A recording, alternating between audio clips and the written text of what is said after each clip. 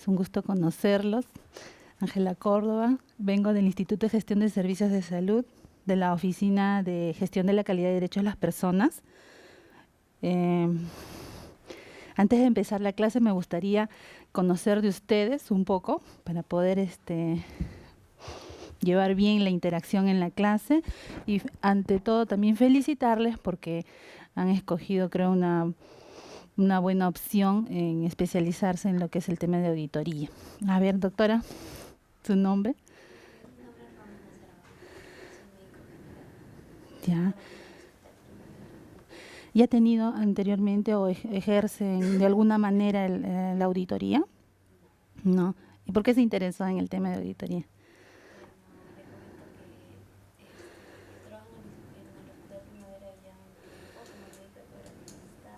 Y Ajá. bueno, también en mi práctica ya que he tenido, he visto cosas que no me gustan, me llaman mucho la atención en cuanto a los exámenes que el médico indica para llegar a un diagnóstico que puede ser tan simple o Ujú. tan complejo.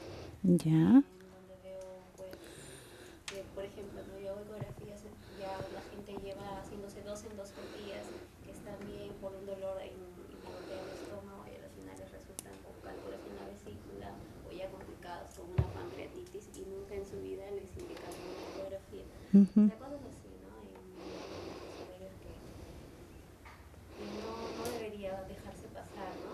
Ujú. Llegar a salir recién ese conflicto y cosas así, ¿no? Claro que la auditoría a veces es mucho más, pero en mi caso, ¿no? Yo he visto desde un pequeño ejemplo. Entonces, por eso estoy interesada para cuando ejerza mi práctica médica, hacerlo. Me dijo que labora en El el Hospital Hospital Primavera. ¿Qué Primavera. nivel es ese hospital? Bueno, ese lleva mal el nombre de hospital para Ya. empezar. Debería tener el nombre, no sé, de clínica o centro médico porque no tiene hospitalización ni nada. Tiene todas las especialidades, no hay atención de emergencias Ujú. ni hospitalización. Pertenece a una red, No, entonces. ¿cómo se llama? Es privado. Ah, es privado. Sí, hay un PEN, municipalmente. Ya. Es privado. ¿Y hay algún auditor en ese establecimiento? No. La verdad que Ujú. no me da. Perfecto. Doctor, ¿usted?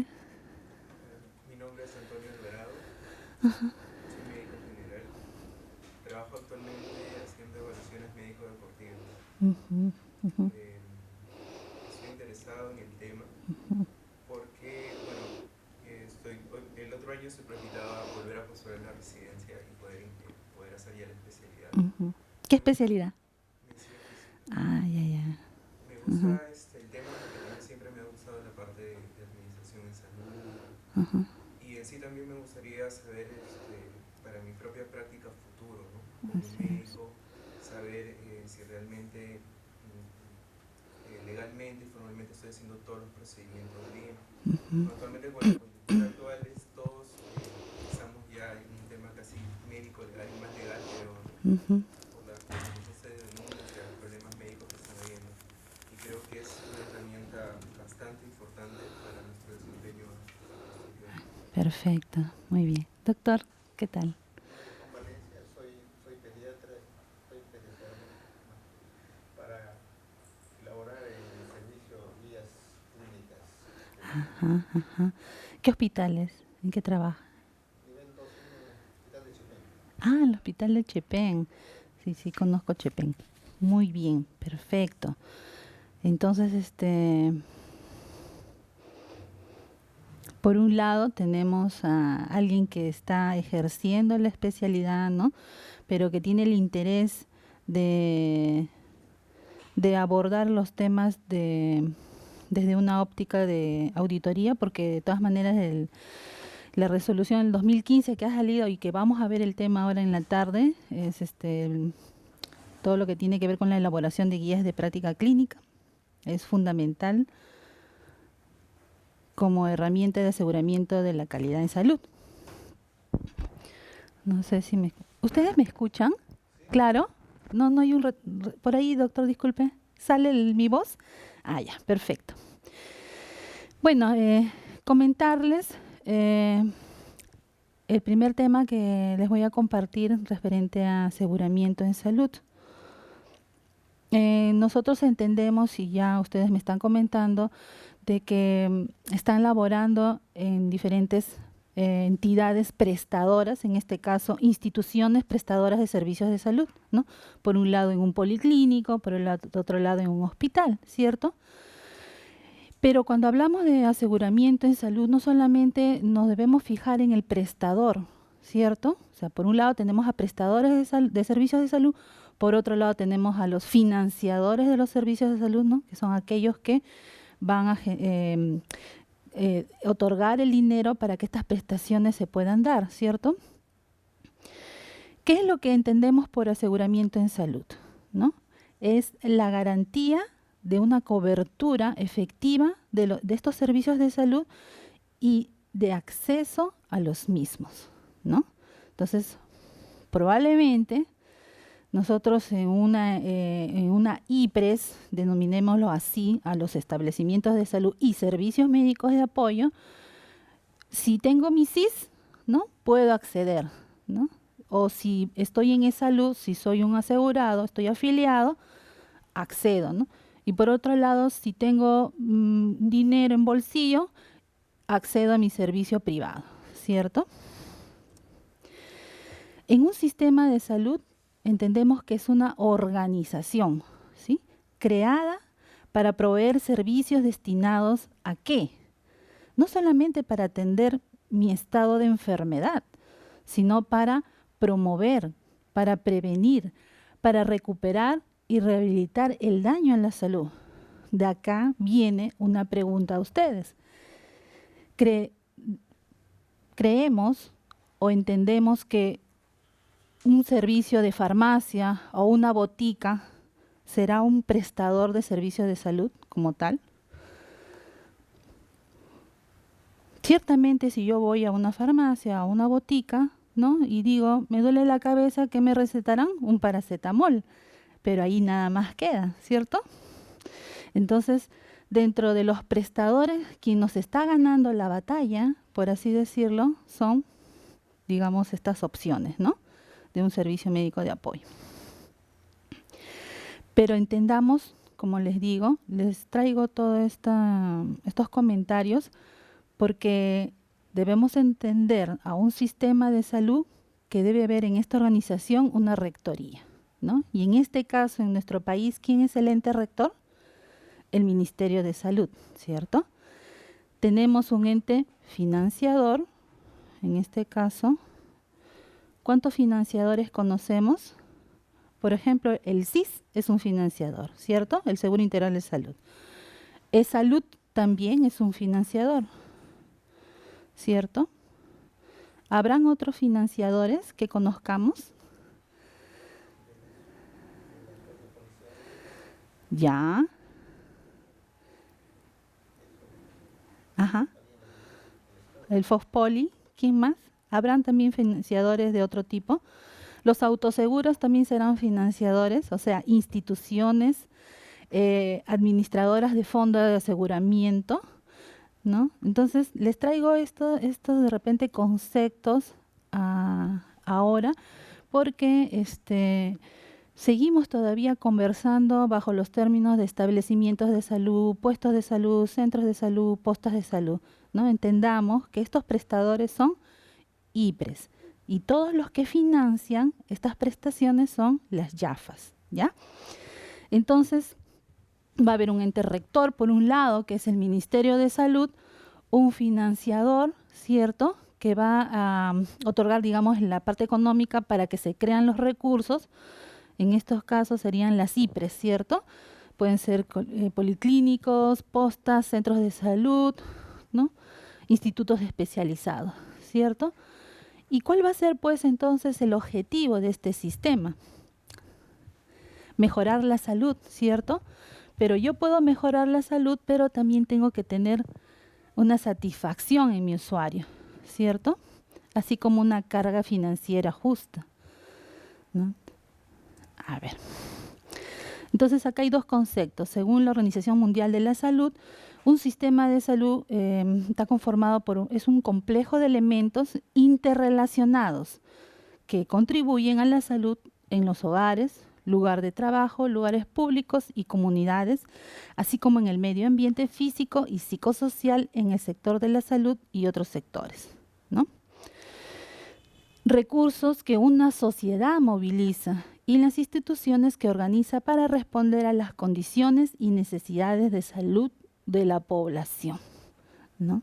Entonces, en las universidades nos forman en pregrado de la necesidad de servicio, ¿cierto? Pero muchas veces cuando salimos ya a la práctica profesional nos damos cuenta de que no solamente es muchas veces tener la aptitud de servicio, sino que necesitas financiarte, ¿no? De muchos elementos para brindar ese servicio. Necesitamos, por un lado, un laboratorio, ¿no? Que tenga todos, digamos, los insumos necesarios para poder hacerme un hemograma completo, qué sé yo, un examen de orina. Por otro lado, necesito ecógrafos, tomógrafos, resonancias, ¿cierto? Y todo eso, ¿quién lo financia? Bueno, en este gráfico, para más o menos señalarle cómo está nuestro sistema de salud, tenemos un sistema de salud fraccionado, segmentado todavía, ¿cierto? Y justo lo que nos comentaba el doctor, ¿no? Ministerio de Salud. ¿Dónde lo ubicamos el Ministerio de Salud? ¿No? Ministerio de Salud con sus OPDs, sus órganos públicos descentralizados, que es el SIS, la famosa SUSALUD, ¿no? Superintendencia Nacional de Salud, el Instituto Nacional de Salud, el INES, el Instituto de Gestión de Servicios de Salud, donde laboro, y que justamente la función básicamente es gestionar los establecimientos, los 33 establecimientos de Lima metropolitana, ¿cierto? También tenemos institutos especializados como el INEN, ¿sí? Y a nivel descentralizado, a nivel regional, tenemos las DISAS, las DIRESAS, las JERESAS, ¿cierto? Los hospitales nacionales, los hospitales de apoyo, regional, ¿no? Porque estos hospitales nacionales están ahora en IGES, ¿no? Hospital Nacional 2 de Mayo, los hospitales de Lima metropolitana.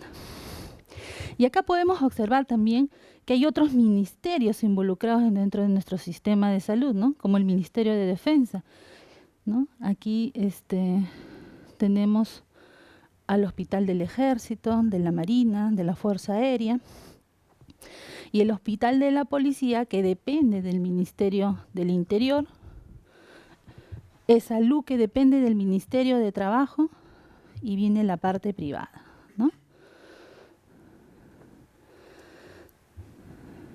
Un poco comentarles de que ante esta situación, ¿no? Vemos que no hay un único ente rector. Desde el 2013, 2014 han habido retos en la reforma de salud. Dentro de ellos, un reto ha sido instaurar una cultura de prevención y protección de la salud en la sociedad, ¿no? El otro reto ha sido incrementar la cobertura de salud a más peruanos, mejorar los servicios para que respondan a las necesidades y expectativas de la población, aliviar la carga financiera. Sin embargo, vemos que esos retos todavía siguen siendo retos. No se ha llegado a la excelencia o al objetivo, ¿cierto? Entonces, las funciones del rectoras que el MINSA en ese momento se pensaba o se quería desarrollar o fortalecer tenían que ver con la conducción sectorial, regulación y fiscalización, regulación de la prestación y modulación del financiamiento. Cuando decimos que actualmente el Perú cuenta con un sistema de salud segmentado, tiene que ver con la modalidad de financiamiento. Seguro ustedes ya han escuchado lo que la ministra de Salud actualmente se está promoviendo, todavía no se da, y es que el área de prestaciones de salud pase, ¿no? Ciertamente al Ministerio de Salud, al MINSA, ¿no? Con ello se cree de que las prestaciones, puede haber ese intercambio de prestaciones que actualmente se está dando, sean más fluidas, ¿no? Entonces, decimos que está segmentado por el tipo de financiamiento, ¿cierto? Y fragmentado cuando hay coexistencia de varias unidades o establecimientos no integrados dentro de la red sanitaria asistencial, ¿no? Por ejemplo, a ver, le pregunto al doctor, en Chepén, usted trabaja en un establecimiento MINSA, ¿cierto? ¿Hay también establecimientos de salud? Hay también privados. ¿También hay de las fuerzas policiales, de las Fuerzas Armadas?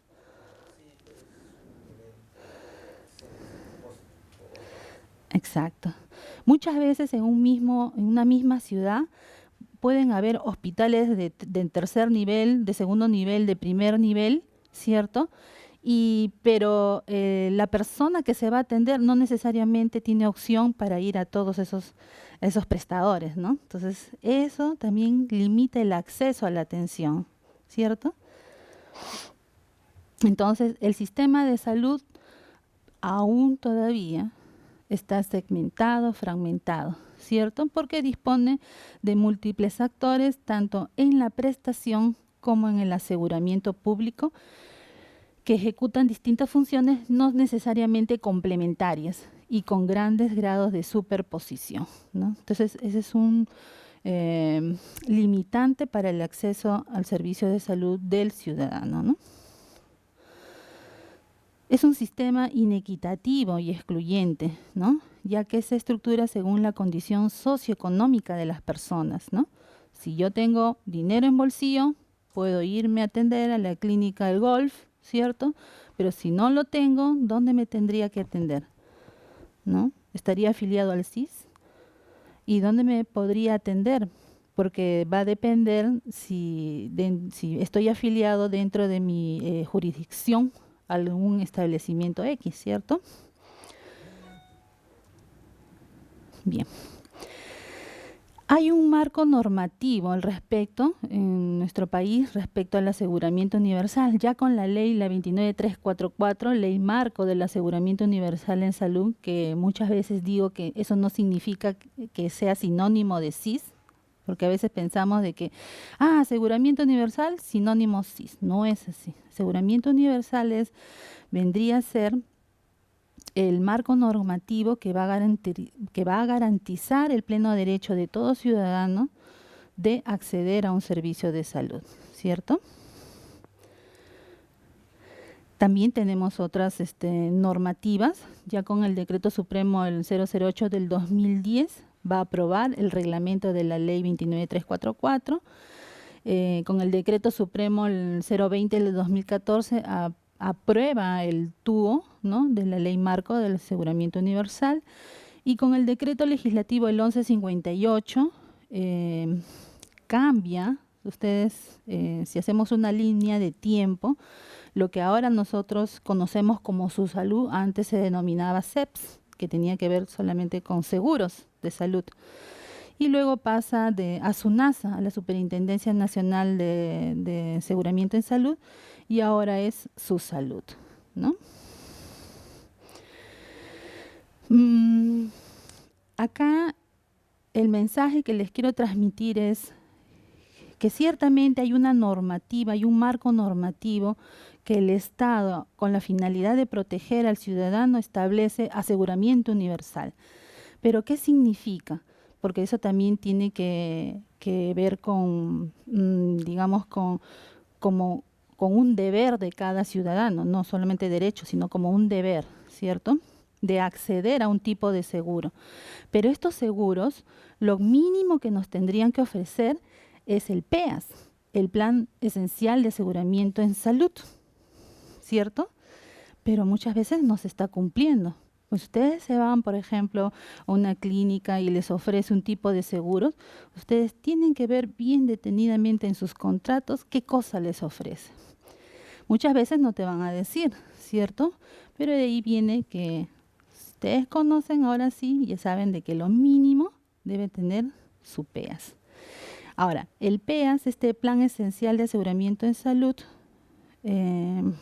Dice, es ofertado de manera obligatoria por todas las instituciones administradoras de fondos, o sea, todas las IAFAs, y eso está contemplado en el artículo 14 de la ley 29344. ¿Ya? Eso es como auditores, eso es lo que deben de saber. Este listado de condiciones asegurables, ¿qué va a comprender? Va a comprender, en este caso, bueno, esto no es, condiciones asegurables, intervenciones y prestaciones, garantías explícitas, coberturas de las condiciones por nivel de atención y un listado de medicamentos que le debe coberturar su seguro, sea quien sea. A ver acá. Ahora, este famoso PEAS es lo que, digamos, de manera original se elaboró, pero también hay otros planes complementarios, ¿cierto? Pero lo mínimo que nos pide, según el artículo 14 de la ley 29344, es que cualquier IAFA que le ofrezca un seguro de salud, debe contemplar el PEAS, ¿ya? Por acá, este es solamente para ver un poco los diferentes regímenes, ¿no?, del aseguramiento universal en salud, ¿no? Tenemos seguros, en este caso subsidiados. El único seguro subsidiado es el que da el Estado a través del SIS, ¿cierto? ¿A quién está dirigido? A las familias en situación de pobreza, pero es una parte de, ¿no? Luego tenemos los seguros semicontributivos, también lo ofrece el SIS, ¿cierto? Es salud, los privados, y el seguro contributivo, ¿no?, también que lo otorga a través del salud, seguros privados, las Fuerzas Armadas y policías, ¿no?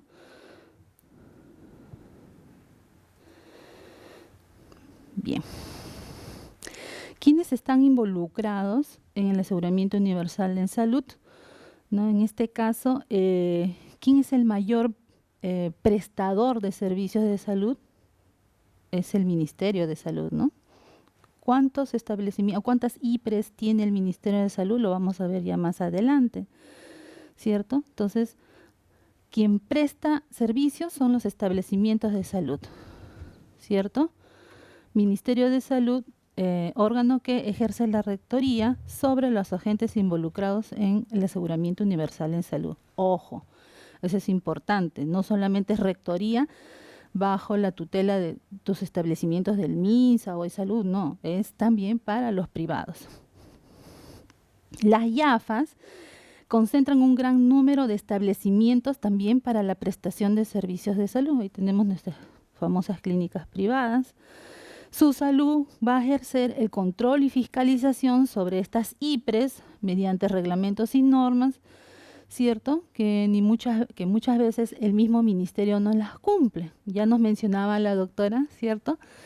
Nos comentaba de que algo que le motivaba a ella a estudiar auditoría era porque veía que no había mucha congruencia en lo que ciertos colegas solicitaban a los pacientes, al usuario, ¿no? Estudios.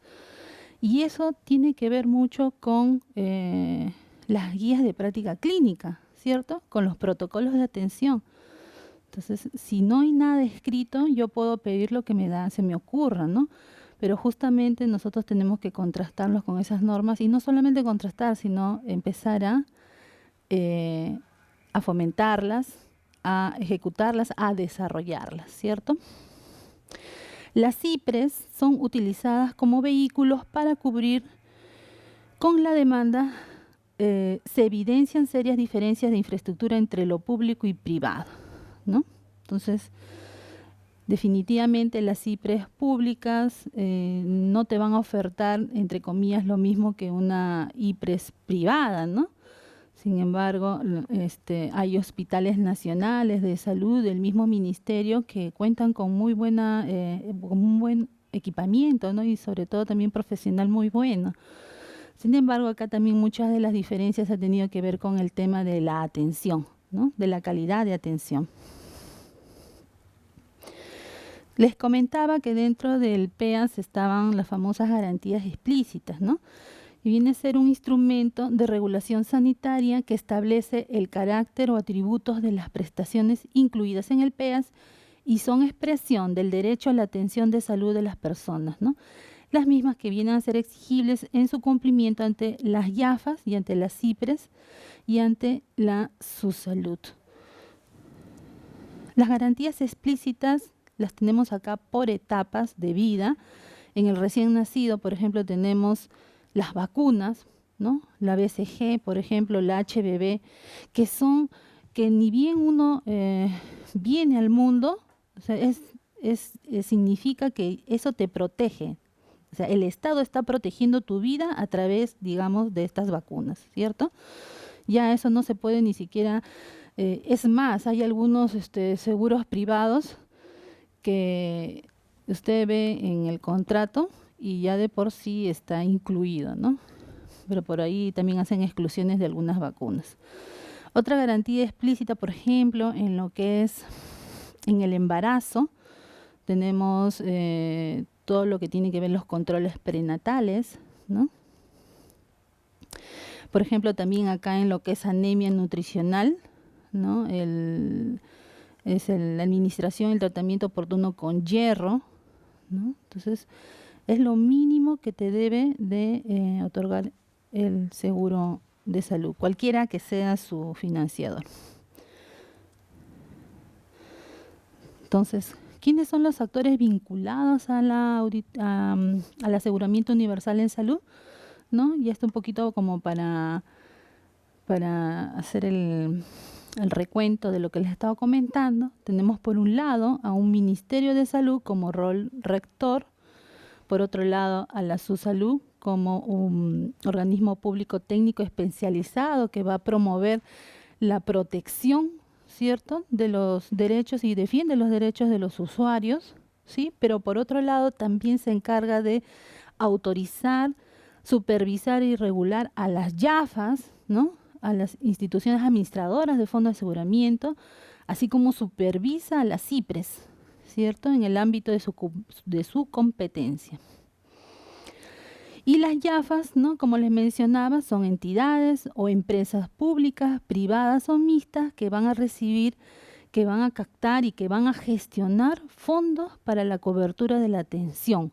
Estos fondos pueden ser del Estado, ¿cierto?, pueden ser del bolsillo del mismo usuario. Tipos de IAFAS. Les comentaba, tenemos al CIS, salud, al FISAL, ¿sí? ¿Conocen el FISAL? ¿No? Que tiene que ver con la cobertura de enfermedades de alto costo. Fondos de aseguramiento en salud de las Fuerzas Armadas, de la Policía Nacional del Perú, de las EPS, ¿han escuchado de las EPS? De las empresas de seguros que ofertan cobertura. Y las CIPRES son aquellos establecimientos de salud y servicios médicos de apoyo. Estamos hablando de repente de un centro odontológico o de un centro oftalmológico, son unas CIPRES, son públicos, privados o mixtos, creados o por crearse, que realizan atención de salud con fines de prevención, promoción, diagnóstico, tratamiento y o rehabilitación en salud. Bien, respecto a los afiliados al aseguramiento universal en salud. SUSalud, como les comentaba, tiene como función principal, entre otras, la de administrar y mantener el registro de afiliados al aseguramiento universal en salud, ¿no? Entonces, ¿yo cómo puedo saber cuántos afiliados habrá? ¿Realmente ya todo el Perú tendrá algún tipo de cobertura en salud? ¿No? Entonces, ellos hacen la incorporación de la información. ¿Qué tal? Buenos días.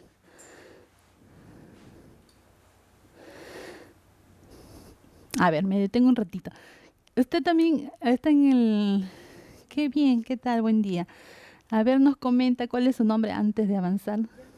Presentes. Bueno, yo soy médico cirujano. Ajá. Yasmín Graciela Sánchez Hidalgo.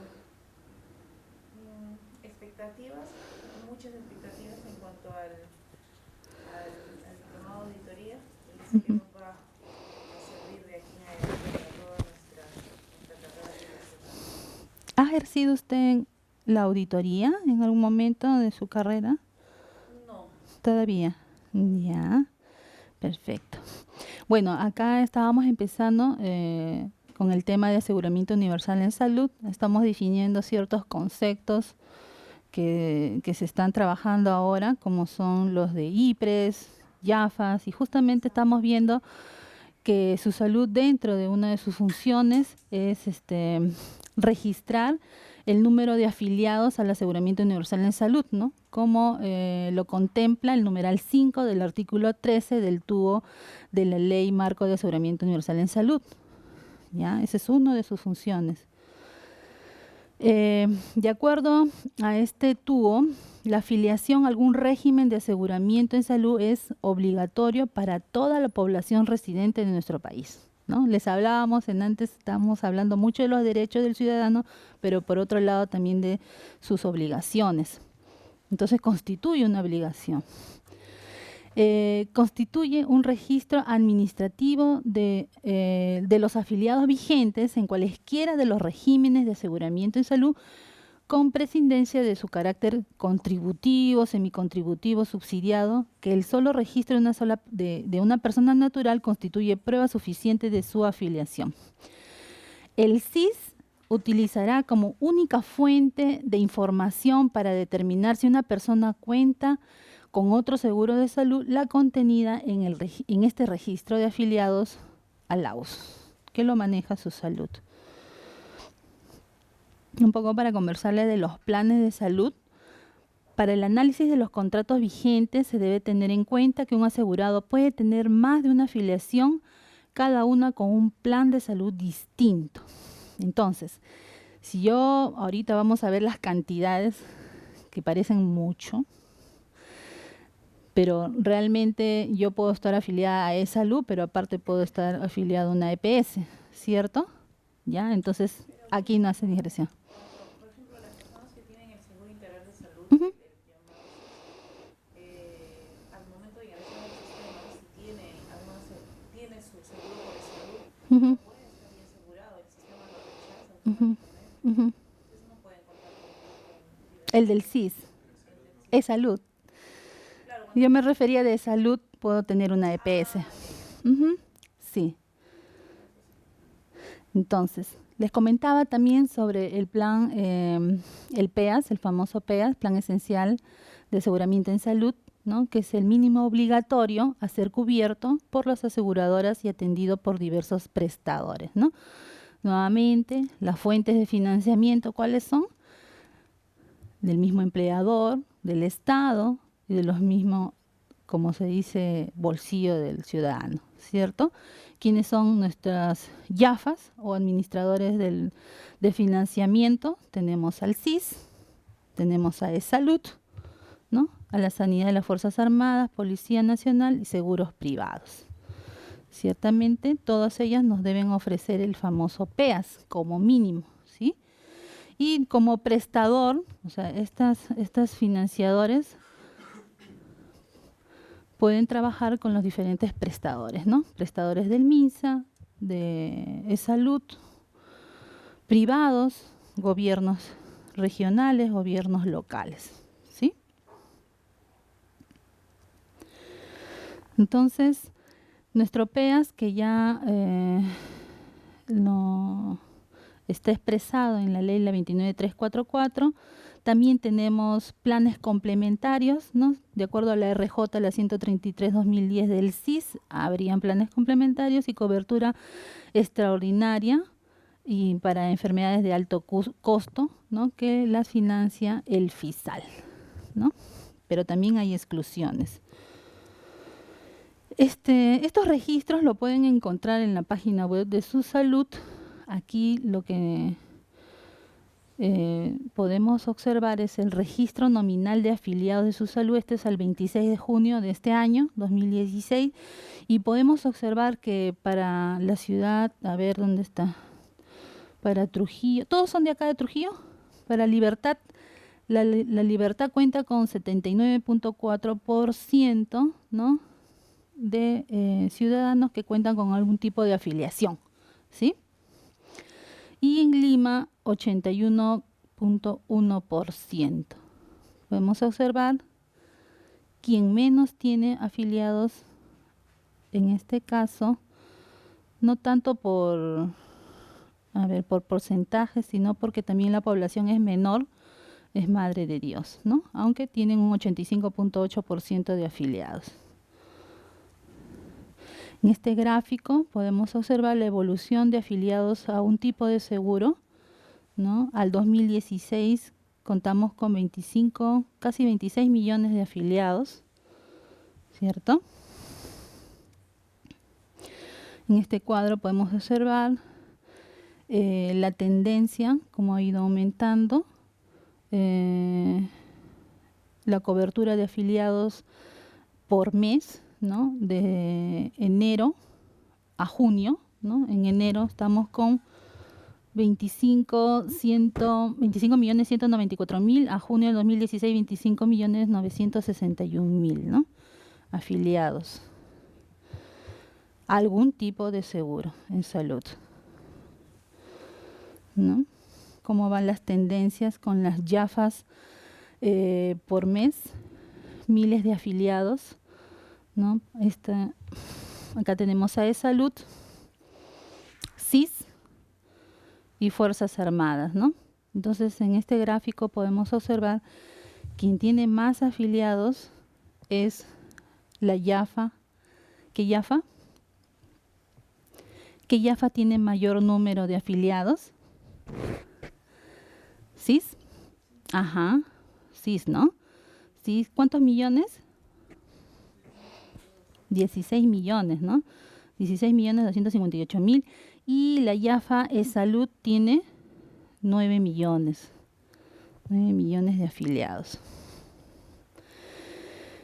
Este es un cuadro comparativo. Y este es el número de personas afiliadas según YAFAs y grupos de YAFAs. Por ejemplo, en el grupo anterior tenía varios médicos que trabajaban en la clínica el Golf, si no me equivoco, y ellos decían, bueno, tengo pocos afiliados, ¿no? 1.447. Pero ojo, esto no significa de que esa clínica atienda solamente esa cantidad, puede atender de manera privada. Acá estamos hablando del punto de vista si están asegurados, ¿ya? Y donde desde el punto de vista de posibilidades laborales, ¿no? Como auditores, tenemos aquí el CIS como mayor, una YAFA, que es el que tiene más afiliados.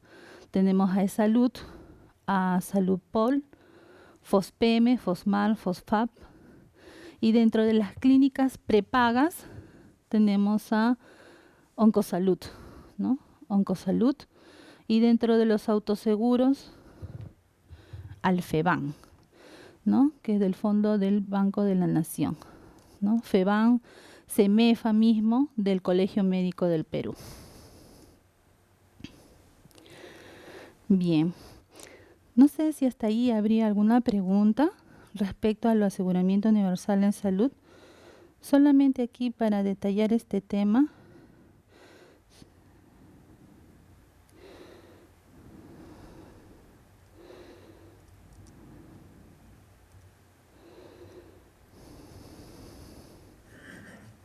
Doctora, una consulta. Dime. Por ejemplo, vemos que a medida que van pasando los años, Uh-huh. vemos que va aumentando el porcentaje de personas que están dentro del AUM, no cuentan con algún tipo de servicio de seguro de salud. Uh-huh. Que vemos que no está llegando a un 90% o a un 100%. O sea, ¿cuál es la dificultad? Asumo yo que, por ejemplo, en la sierra o en la selva, una de las dificultades es el aviso geográfico. Uh-huh. O presencia de establecimientos en lugares muy distantes. Uh-huh. Pero ¿por qué, por ejemplo, en regiones como Lima, ¿no? Donde se supone que la accesibilidad es muy fácil, no se llega al 100% de personas que cuenten con algún tipo de seguro de salud, o sea de salud, sea privado, o sea CIS? Uh-huh. Ya se ha detectado cuál es ese inconveniente, qué estrategias ahora se están implementando para poder llegar al 100%, que supongo que es el objetivo. Claro. Bueno, el CIS hasta el año pasado hubo un tema de que eh, la tendencia socioeconómica varió, ¿cierto? Si bien es cierto, el SIS ofertaba un seguro subsidiado, ya hubo una cierta cantidad digamos, de usuarios afiliados como subsidiados. Pero en el 2014 para el 2015, muchas de esas personas pasaron a ser, entre comillas, los nuevos ricos, ¿no? O sea, dejaron la posición digamos, de extrema pobreza y de pobreza a pasar a clase media. Ahí es donde, por ejemplo, el CIS, mediante una RJ que sacó, dio tiempo, porque en sí iba a ser en el lapso de 3 meses, pero dio un tiempo para que estas personas automáticamente iban a ser dadas de baja, ¿cierto?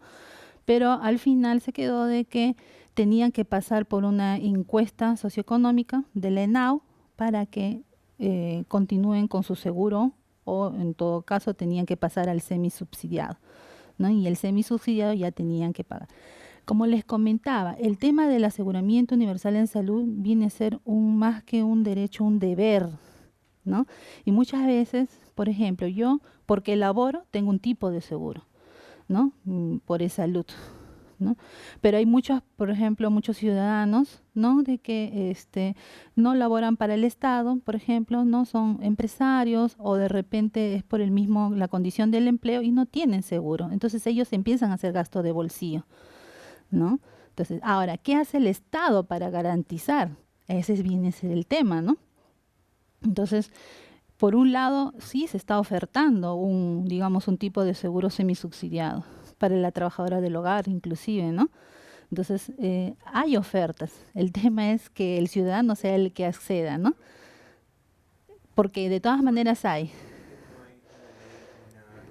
No, claro, por eso te decía, ¿no? La ley de marco de aseguramiento universal lo especifica.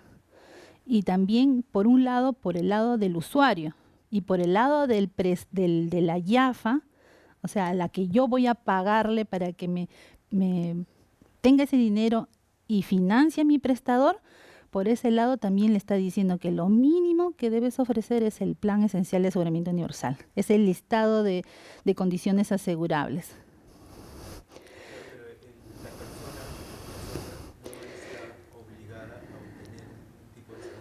Sí, ya la ley marco de aseguramiento te lo está diciendo. Exacto. Pero es que como que te digan, a ver, tú, a ver, es que es un derecho inherente, ¿no? ¿Entiendes? Entonces, No se le puede obligar a esta persona que realmente obtenga un tipo de seguro. Supongo que el problema es... Mejor dicho, no hay una sanción porque no accedas a un tipo de seguro, que es diferente, ¿no? La brecha también está en esas personas que no cumplen requisitos, que no están en extrema pobreza para pertenecer al SIS. Pero que no cuentan con ningún seguro. Para un empleador, por Así es. no tienen ese pero tienen un ingreso económico, pero ellos no consideran Exacto. el seguro de Así es, así es. Ahí Ahí está la falencia, ahí está la debilidad, ¿no? Y el Estado también debe promoverlo, ¿no? Así como promueve muchas cosas, pero se ha quedado todavía en stand-by. Así es.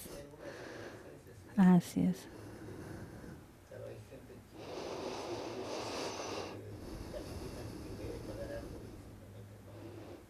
simplemente Ujú, ujú. no se queda sin cobertura. Claro. Y bueno, ya hay otras situaciones que por alguna razón Ajá. han filtrado gente que debería pagar y no paga, ¿no? Así es.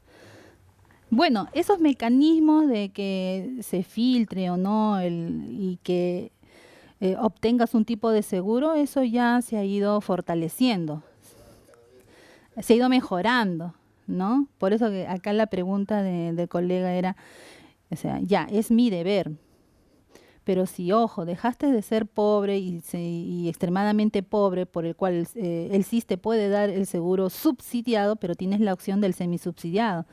Pero si vas a ver, por ejemplo, ahorita un semisubsidiado por SIS más o menos está en 87 soles, ¿no? Y va variando de acuerdo a la edad, ¿no? Entonces, pero es que esa, digamos, esa cultura de optar por un seguro de salud todavía no está fuerte en nuestra, ¿no? En nuestra población. Exacto. Porque tenemos financiadores, tenemos prestadores. Viene el tema del ciudadano. ¿Ya? Doctora, y en comparación de nuestro país con países vecinos de Ujú. nuestra región, ¿cuál es la comparación de ellos en su aseguramiento? ¿Ellos sí llegan a un mayor porcentaje que en nuestro Sí, país? claro. Chile, Colombia. Bueno, en otros países, en Europa, en Francia, en Inglaterra, es aseguramiento universal total a todos, todos. Pero Pero aquí, también es porque todos laboran, ¿no? No hay tanta pobreza como acá, ¿no? claro, por Pero, eso le consultaba ajá, países vecinos, pero ujú. relativamente tienen una... Hasta en Brasil inclusive, ¿no? Aseguramiento universal. Doctora, con respecto al Ujú. PEAS, es una imposición del, bueno, me refiero al MINSA en sus establecimientos, Ya. es un, como digamos, el PEAS lo establece el MINSA, ¿no? La parte directriz y ahí la categorización de sus establecimientos de salud, Ujú. ¿no? Y de acuerdo a la categorización les ponen para que cumplan el PEAS que le corresponde. Sí. Este, bueno, hay muchos establecimientos que tienen una categoría superior a la que ofrecen. Ya. Se da bastante eso. Por ejemplo, hospitales de nivel 2 u 1 que no ofrecen, digamos, la atención de las especialidades básicas de emergencia las 24 horas, solamente parcialmente, ¿no? Y están categorizados así. Ah, ya, ese es otro tema. Claro, la categorización Por eso, ¿no? tiene que ver con la capacidad resolutiva, ¿cierto? Y no hay no hay como una congruencia entre lo que el PEAS te dice que debes ofrecer por tu categoría. Así es. Así es. Definitivamente hay muchas falencias, definitivamente. O sea, ahorita a grosso modo estamos viendo cómo nuestro sistema está fragmentado, está segmentado, todavía hay una cierta inequidad en los servicios, en el acceso, pero desde el punto de vista normativo tenemos que llevarnos claro que, acá como está pues, ¿no? En el artículo 14 de la ley 29344, ¿qué nos dice? Que es obligatorio para toda YAFA ofertar lo que me dice el PEAS. ¿Ya? Entonces, ahora tengo que mi tarea es ir y ver qué cosa me oferta el PEAS, qué cosa está en ese listado. ¿Ya? Repito para continuar con el tema. ¿Qué pasa, por ejemplo, si nosotros trabajamos en un establecimiento de salud que aparentemente, por ejemplo, es 1-4 en los ámbitos cuando yo trabajaba, 1-3 cuando yo soy SERUMS? ¿Ya? Y, por ejemplo, cuando llegue a ser el SERUMS, como 1-3 debería tener laboratorio. Ajá. Y mi PEA, el estante, indicaba que la batería del estante debería hacerse en establecimiento. No lo podía cumplir porque no tenía laboratorio para irse al SERUMS. Ujú, ujú. Entonces, desde el marco legal de la nosotros como mujer, ¿cómo actuar? ¿Cómo debería actuar ahí el profesional de salud? Ya. Ahí, digamos, la responsabilidad del Claro, o sea, el CIS, sería sancionar al llamas por no cumplir eso, no, el CIS tiene, bueno, ha sacado ahora una nueva RJ que ellos tienen que ver, mejor dicho, garantizar que el dinero que ellos otorgan a su prestador realmente se estén adquiriendo, ¿no? Digamos, las compras para los cuales está destinado ese dinero. Respecto a lo que usted me dice, que el tema de categoría es cierto, no está viendo ese tema de supervisión, ni siquiera su salud lo está viendo ese aspecto, ¿no? Que no hay, si por ejemplo en mi hospital que es nivel 3, ¿no? Y no tengo un tomógrafo, entonces lo único que tienes que hacer es referirlo, ¿no? A otro establecimiento. Aunque deberías de tenerlo, por lo cual el SIS te está pagando, ¿no? Para que ofertes, ¿cierto? Pero no, ahorita lo que se está haciendo simplemente es referir al paciente. Pero en realidad todavía nuestras entidades los diferentes actores no están, digamos, poniéndose a ese nivel, ¿no? Actualizar. Por ejemplo, ahorita quien ve todo el tema de lo que cada prestador ofrece, todo eso está registrado en el famoso Registro Nacional de IPRES, ¿no? Que lo administra la SUSalud, ¿cierto? Ese registro antes se llamaba RENAES y lo administraba MINSA, ¿cierto? Sin embargo, hasta ahora ese registro está desactualizado. Si usted ingresa a la página web, ve, probablemente su hospital, usted va a ver y va a decir, uy, pero esto yo no tengo. O tengo más cosas y no está acá, porque todavía hay una desactualización de esa data, ¿ya? Ajá, exacto. Y ahora están en el recojo de la data actualizada de las diferentes CIPRES, ¿no? Entonces, eso también va a empoderar al ciudadano, porque cuando se ve mellada digamos, nuestros derechos, cuando desconoces, ¿cierto? Entonces, si tú sabes que vas a ir, por ejemplo, al hospital de Chepén y previamente ingresas al RENIPRES y dices, no, pero el hospital de Chepén me ofrece consultorio de cardiología y voy y no hay. Como ciudadano yo puedo ejercer mi derecho y de levantar una queja, ¿no? Porque yo estoy yendo. Exacto. Es como cuando uno quiere ir al cine. ¿Dónde dices? Ya quiero ir al Cineplane, pero ¿quién me ofrece 4D? Yo previamente antes me meto a la web y comienzo a ver, ¿cierto? Entonces, de eso se trata también ya en un país que se está modernizando, ¿no?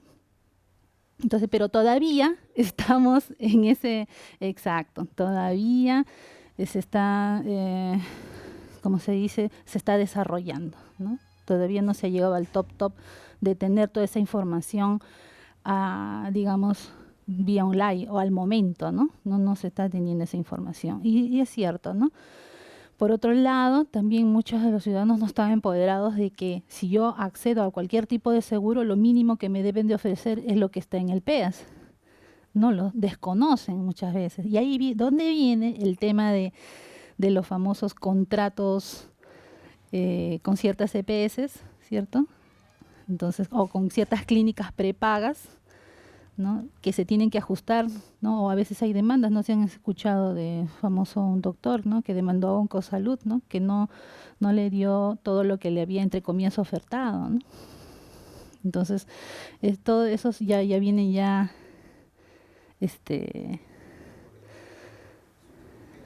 exacto. Es largo este tema, es bien interesante hacer análisis, pero en este momento lo estamos haciendo un poco así a grandes rasgos. Y ahorita vamos a ver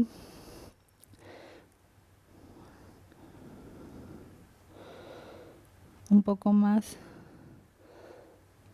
de lo que se trata su diplomado, ¿no? Diplomado de auditoría. Bien, el proceso de auditoría. Ya desde el año 2006, ¿no? Miren, 2006, con la que se aprueba la RM, la 590, aprueba la versión actualizada del Sistema de Gestión de la Calidad en los Servicios de Salud en el Perú. Pero, ¿qué es esto de Sistema de Gestión de Calidad, ¿no? Entonces, suena un poco intergaláctico. El Sistema de Gestión de Calidad, como ustedes pueden observar en las diferentes tomas fotográficas, viene a ser todo cómo se organiza un hospital para ofertar un servicio de calidad y que disminuya los riesgos en salud, ¿no? Por ejemplo, en la primera toma, ustedes, acá les he traído una toma, es un hospital tercer nivel y este ambiente es un tópico de emergencia. Y en esta cajita, no se ve bien ahí, pero dice, es anónimo. Ingresa aquí tus eventos adversos o incidentes que hayas visto. ¿Ven?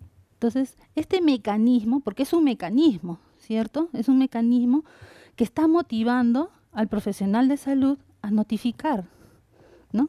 Por ejemplo, alguien se cayó, porque ¿quién más sabe lo que sucede en un tópico, en un ambiente hospitalario? El mismo personal, ¿cierto? Y en esta toma podemos ver quién trabaja en un centro materno, ¿no? Tenemos las diferentes claves, ¿no? las claves roja, azul, amarilla, ¿no? En este caso, no lo tendrán como en Estados Unidos, ¿no? Que lo tienen todo, pues, hermético, ¿no? Es una cajita que la han forrado, pero que le han puesto su listado, ¿cierto? Para evitar errores. Aunque acá vemos un poco de desorden, ¿cierto? Y en la tercera foto es un paciente que viene de emergencia, lo trae un taxi y estamos viendo un personal de salud que lo está trasladando. Sin embargo, acá se olvidó de subir, ¿no?, la baranda de protección, que me podría, por ejemplo, si ese paciente empieza a convulsionar, se podría caer, ¿no?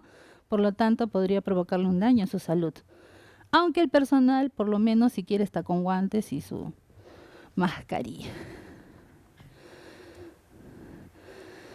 Bien, ¿qué nos trae esta resolución? Acá nos habla sobre los componentes del sistema de calidad en salud. Tenemos, ¿dónde estamos nosotros como auditoría? Estamos dentro de lo que es garantía y mejoramiento. Dentro de lo que es garantía y mejoramiento tenemos la seguridad del paciente, acreditación, auditoría, procesos de mejora y evaluación de tecnología sanitaria. Entonces, dentro de este componente del sistema, estamos dentro de lo que es garantía y mejoramiento, ¿no?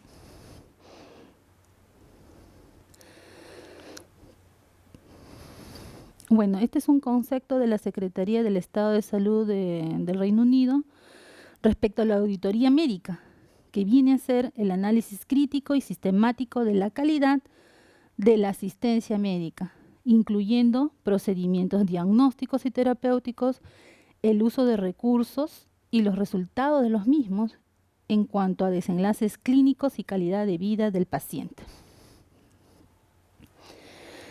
Este es otro concepto de la Seguridad Social de Costa Rica, que nos dice que la auditoría médica viene a ser la evaluación de los récords médicos y de los expedientes de pacientes.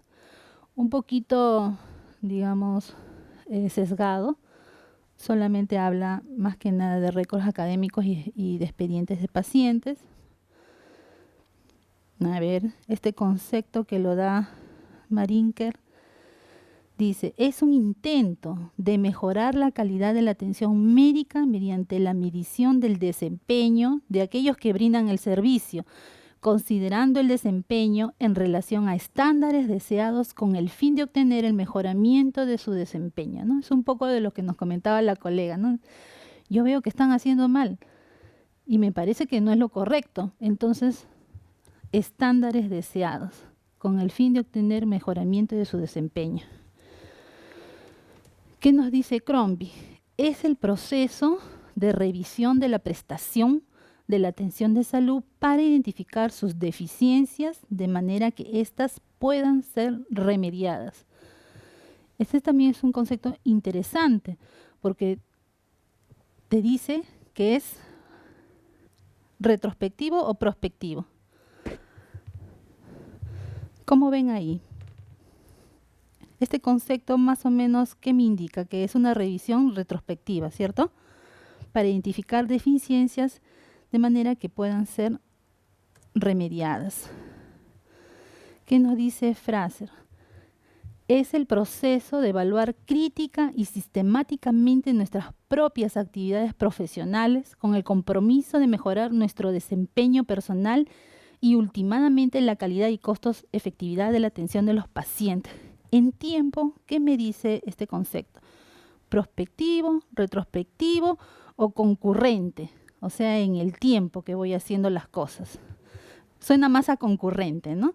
Entonces, como que todos los conceptos van variando y vamos a ver con cuál sería el más interesante, ¿no? A ver, ¿qué nos dice Leyer? Análisis sistemático, nuevamente, sistemático y crítico de la calidad de los profesionales que brindan la atención asistencial del paciente. Incluye la auditoría médica y la auditoría de otros profesionales de manera individual como en conjunto, ¿no? Acá lo único digamos que se asemeja a los otros conceptos, es análisis sistemático y crítico de la calidad, pero está un poquito acá incluyendo a otros profesionales de la salud, ¿no? Para su ejecución.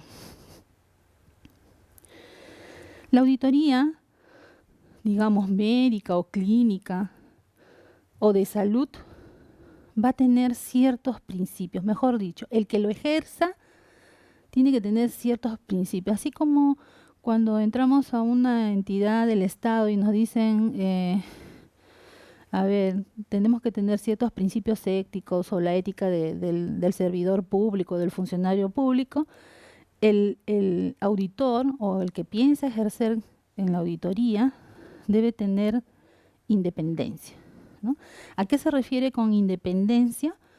En el ejercicio de funciones, dice, el auditor debe mantener una actitud mental libre de influencias que comprometan el juicio profesional, ¿no? Entonces,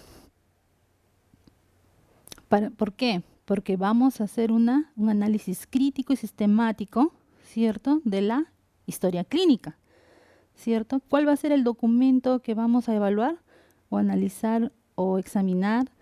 Es la historia clínica. El auditor no solo debe mantener independencia, sino también ser reconocido como independiente. O sea, no es, ya yo sé que que yo no me caso con nadie, ¿no? Sino que también debo ser reconocido como tal. Los impedimentos personales son la consecuencia de relaciones o creencias que pudiera limitar, debilitar o sesgar el resultado de la ejecución de la auditoría. Y no solamente para la auditoría, como estuvimos viendo en la diapositiva, en la segunda diapositiva, estamos dentro de lo que es garantía, ¿sí? Garantía de la calidad, y hablaba del tema de acreditación, ¿cierto? No sé si ustedes han podido de alguna manera intervenir en la acreditación de su entidad, pero en la acreditación intervienen evaluadores internos. Y muchas veces los evaluadores, o sea, lo que denominan autoevaluación, el evaluador interno es amigo del jefe del servicio y entonces le pone 100, pues, ¿no? Puntaje máximo. Pero eso es lo que no queremos, ¿no? O sea, tú tienes que hacer una autoevaluación lo más fidedigna, lo más real posible de tu entidad. Porque al final de cuentas te van a venir a hacer una evaluación externa, ¿no? Y ahí es donde se te cae todo. Entrenamiento y competencia. El auditor debe poseer entrenamiento profesional especializado y actualizado, ¿no? Les decía a mis colegas de la anterior promoción, cuando tú empieces tu mañana, aparte de tomar un buen desayuno, tienes que entrar a la web y buscar tus normas legales del peruano, pues, ¿no? Es una buena práctica diaria porque te mantienes actualizado, te mantienes, y si por ejemplo estás trabajando para MINSA, normas del MINSA, ¿no? Mantener actualizado, tener en orden en tus carpetitas, ¿no? Las resoluciones ministeriales, bueno, del lugar donde laboras o del servicio donde laboras, ¿no? De siempre mantenerse actualizado. El entrenamiento profesional se refiere a la adquisición continua de conocimientos técnicos y habilidades necesarias para realizar las tareas requeridas en el desarrollo de la auditoría con calidad y eficiencia. La competencia va a derivar del entrenamiento y experiencia. Por eso que podemos leer mucho, ¿no? Pero no hay cómo intervenir, ¿no? No hay cómo ejecutar, no hay como que, por ejemplo, en tu entidad dicen, vamos a formar el comité de auditoría, nadie quiere, ¿no? Pero es el momento, ¿no? Y es el lugar donde uno pueda entrenarse, ¿no? Y entrenarse también si todavía no estás ejerciendo, por ejemplo, el cargo de auditor, ¿no? Con tus mismas historias, ¿no? Puedes hacer un trazador de un paciente y estudiarlo, ¿no? La idea es que te vayas entrenando. Diligencia profesional. El auditor debe desenvolverse con la debida diligencia profesional en el desempeño de todas las labores que desarrolle durante la realización del trabajo de auditoría. La diligencia profesional implica utilizar el pensamiento analítico y crítico, los conocimientos, habilidades y experiencias adquiridas, así como la orientación a los resultados para la realización de la auditoría. En ese sentido, el auditor debe conocer y aplicar las normas técnicas correspondientes, empleando adecuadamente su juicio, así como comprender las normas que rigen el funcionamiento de las entidades. Entonces, es un poco de, si te quieres meter al tema de auditoría, tienes que leer bastante, ¿no? Leer tus normas, es un poco como que entrarle a la parte legal, como se dice, ¿no? Pero la lectura es importante, resaltar tus artículos, tus incisos, pero eso con la práctica misma, más que con la memoria, ¿no? Conforme ya. Y lo otro que les aconsejo un poquito es si tienen oportunidad de llevar cursos de redacción, también es importante, ¿no? Porque a veces podemos hablar muy bonito, pero a la hora de escribir es importante también enviar un buen mensaje escrito, ¿no? Entonces, y la diligencia para mí es un poco más, hacer más de lo que te piden, ¿no? Entonces, te hablan de habilidad, de experiencias adquiridas, de conocimiento, de análisis crítico. Sin embargo, cuando vas a hacer una auditoría, tienes que ir en búsqueda de evidencias. Y a veces es que amanecerse, es convencer un poco al personal que ha intervenido de repente en algún proceso, disuadir. O sea, hay muchas técnicas, ¿no? Entonces no solamente, te vas como auditor o auditora, todo serio, y así no sacas nada, ¿cierto? Entonces, todas esas técnicas, todas esas habilidades uno ya las va madurando conforme las va ejerciendo. La diligencia profesional implica entonces que el auditor debe actuar aplicando el escepticismo profesional para obtener evidencia suficiente y apropiada que le proporcione una base razonable para formular su opinión. ¿Qué es el escepticismo profesional? Es la actitud que incluye tener una mente inquisitiva y efectuar una evaluación crítica. Entonces, acá no vamos inquisitivo de que voy a tratar mal a mi auditado para que me diga la verdad, ¿no? No, por eso les mencionaba, ¿no? Hay ciertas habilidades, a veces más gana disuadir que imponer, ¿cierto? ¿Ya? Y además no tratar al auditado como que es el culpable, ¿no? Recordemos que hay una frase que usan mucho los abogados, ¿no? Hasta que no se... ¿Cómo dice? Soy inocente hasta que no se compruebe lo contrario, ¿no? Algo así, ¿no? De igual manera, en cualquier tipo de auditoría que hagamos, porque vamos a trabajar con propios colegas, nuestros propios colegas, y usted sabe lo difícil que es, y más cuando tienen una especialidad, o más cuando tienen un cargo, ¿no? Entonces, es un poco, hay que agarrarlo con pinzas. Para mí es así. Sin embargo, sí se puede hacer una muy buena auditoría. ¿Por qué? Porque la auditoría no se hace solo, se hace a través de un comité y también usas otros recursos como peritos, ¿no? O hacer una auditoría de pares, ¿no? Convocas a un auditor de la misma o a un especialista, ¿no? De la misma especialidad y no habría problema. Confidencialidad también, ¿no? Otro principio, el auditor debe guardar debida reserva y discreción sobre la documentación y resultados. Es un principio, podría decirse fácil, ¿no? Pero a veces es difícil porque a veces nos gana la emoción, ¿no? Uy, ya mira, porque este es un caso súper sonado y se está peleando 6 millones de soles, algo así, ¿no? Entonces, la confidencialidad se refiere a mantener estricta reserva respecto de la información obtenida durante la realización de la auditoría, ¿no? No revelando hechos, datos, procedimientos y documentación cuya difusión no se encuentra autorizada de acuerdo a ley. Es muy importante todos estos documentos, tenerlos foliados, ¿no? Evitar en lo mínimo copias, todas tienen que ser firmadas por fedatarios. Bien, no sé si sabrán, antes les mencioné un poco que desde el 2006 teníamos nuestra resolución que aprobaba nuestro sistema de gestión de calidad. Sin embargo, en este año, ¿no? Y para eso ya teníamos nuestra norma, la 029, pero versión 1. En este año ya se aprobó la versión 2, ¿ya? Que se aprueba con la RM 502 del 2016, que ha salido el 15 de julio de este año.